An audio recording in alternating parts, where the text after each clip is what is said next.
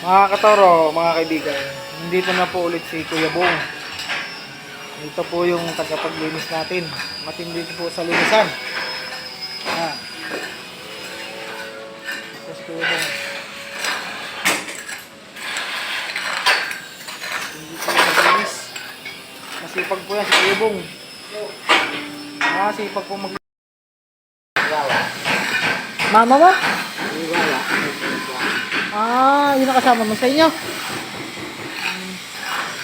Anong ulam mo pag kumakain ka sa inyo? Ha? Anong yung ulam? Ayun, noodles. Noodles, nagluluto ka doon? Noodles, kanin. Nakakanin.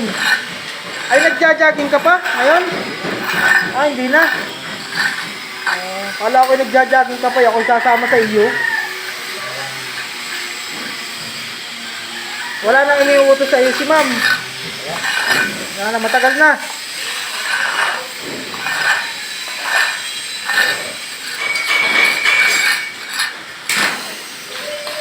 Ay, ubos na yung binigay sa iyo ni sir. Ha? Ubos na yung binigay sa iyo pira. Naubos mo na.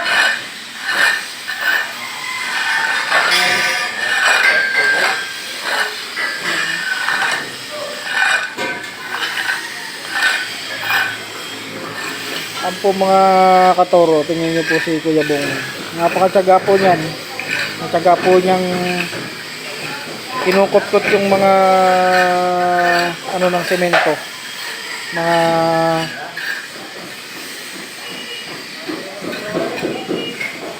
Mga alikabok. Natyaga po niyang iniipon mga katoro, mga kaibigan. Napakatyaga po niya sa paglilinis.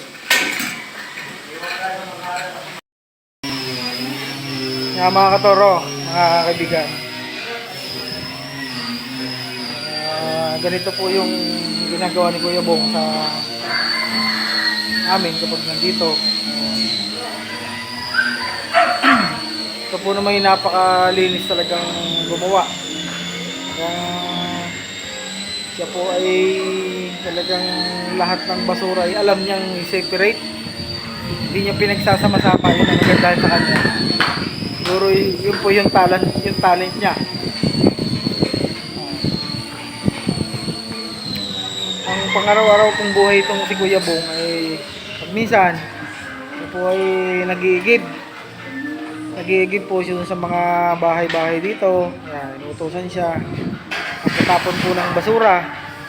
Yan po yung buhay ni Kuya Bong. Na po ay walang permanenteng trabaho at ayaw din po naman niya yung siya ay permanenteng may trabaho. At palibasa nga po siguro ay nagkaroon ng diferensya.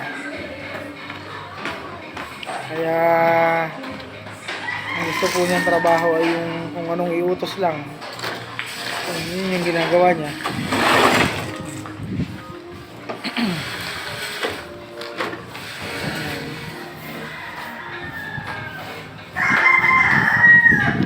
Kung si Kuya Bong ay taga rito sa may Sabang Elementary School, malapit po siya na Lucena. Ayan,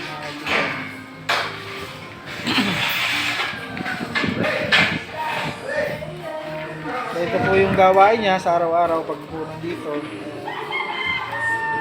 Basta ang talagang alam po lang niya lagi ay maglinis.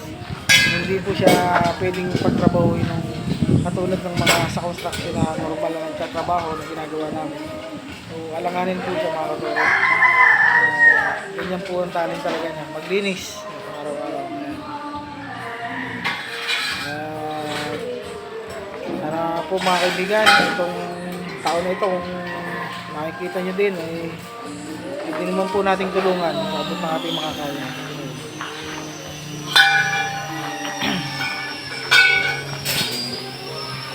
Sa makakapanood nga po pala ng video na ito, subscribe na lang po at kung po ako'y bago pa lang nakapadahan sa inyong page, supportahan po nyo, Turong Gala. Paklik na rin po yung notification bell, like and share po para mapanood ko nila. Pagpalang araw po sa ating lahat mga toro, mga kaibigan. Gusto po kayo, nandito lang po yung video ko kay Goyo.